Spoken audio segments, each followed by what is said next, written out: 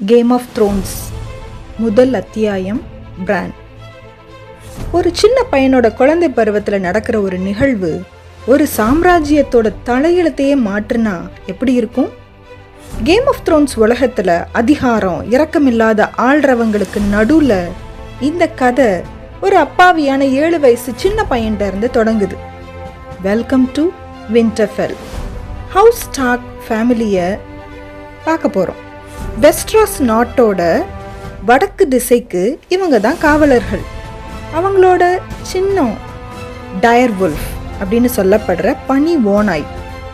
மானந்தான் அனைத்திற்கும் மேலானதுன்னு நம்புறவங்க. அவங்களோட தலைவன் எடார்ட் ஸ்டார்க் நீதியை பேசுறவர் மட்டும் இல்லை, அதை நிறைவேற்றுறவரும் கூட. 7 வயசு பையன் பிரான் ஸ்டார்க் தன் வாழ்க்கையே மாற்ற போற ஒரு காட்சியை பார்க்க போறான். நெட் ஸ்டார்க் தன்னோட பசங்கள்ல மூத்தவனான ராப், சின்ன பையன் பிரான், அவனோட இல்லீகல் சன் ஜான் ஸ்னோ, அப்புறம் அவனோட கேர்ல இருக்கிற அவனோட வார்ட் தியான், இவங்கெல்லாம் குதிரைகள்ல வேகமா போறாங்க. அவங்க மரண தண்டனை நிறைவேற்றுற ஒரு இடத்துக்கு வர்றாங்க. அவங்க நைட்ஸ் வாட்ச்ல இருந்து தப்பிச்சு போன ஒருத்தனை பிடிச்சிருக்காங்க. அந்த நைட்ஸ் வாட்ச் படையில ஓடி வந்தவன் வேற யாரும் இல்லை, ப்ரொலாக், அதாவது முன்னுரையில நம்ம பார்த்த கேரட் தான்.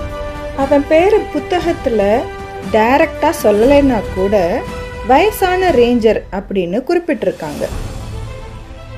இதுல இருந்து அவன் கேரட்னு நம்மளுக்கு புரியுது. ஐஸ் சுவருக்கு பின்னாடி இருக்கிற பயங்கரங்களை பற்றி அவன் பேசுறான். ஆனா யாரும் அதை கேட்கல. நெட் ஸ்டார்க் தன்னோட பிரம்மாண்டமான வாளான ஐஸை உயர்த்துறாரு. அவங்களோட ராஜா ராபர்ட்டின் பேர்ல மரண தண்டனையை நெட் நிறைவேற்றுறாரு. யார் ஒருத்தன் மரண தண்டனை தீர்ப்பு கொடுக்குறானோ அவனே வாழை ஏந்தி அந்த தண்டனையை நிறைவேற்றணும் அப்படின்றது தான் நெட் ஸ்டார்க்கோட பாலிசி. பிரான்க்கு இது ஒரு தண்டனை கொடுக்குற செயல் மட்டும் இல்லை, இது ஒரு பாடம்.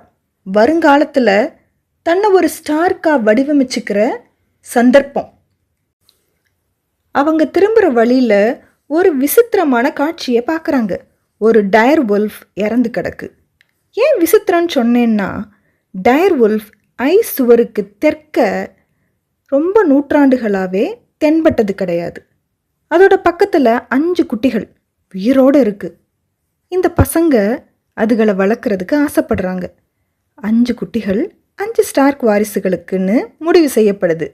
நெட்டோட 3 பசங்க ராப், பிரான், ரிக்கான், 2 பொண்ணுங்க சான்சா, அப்புறம் ஆரியா. ஆனால் அப்போது 6ஆவதா ஒன்றும் கிடைக்குது. அது ஒரு வெள்ளையான ஆல்ஃபினோன்னு சொல்லப்படுற ஸ்கின் கண்டிஷன் உள்ள குட்டி. அதை ஜான் ஸ்னோ எடுத்துக்கிறான். குடும்பத்திலேயே சேராத ஒருத்தனுக்கு ஒரு அழகான பந்தம் கிடைச்சிருது. இது வெறும் தொடக்கம் மட்டும் இல்லை, இது ஒரு எச்சரிக்கை. ஏன்னா அதிகாரம் நிறைஞ்ச போட்டியில் அப்பாவியா இருக்கிறதுக்கும் ஒரு விலை உண்டு. ஏன்னா வின்டர் இஸ் கம்மிங்.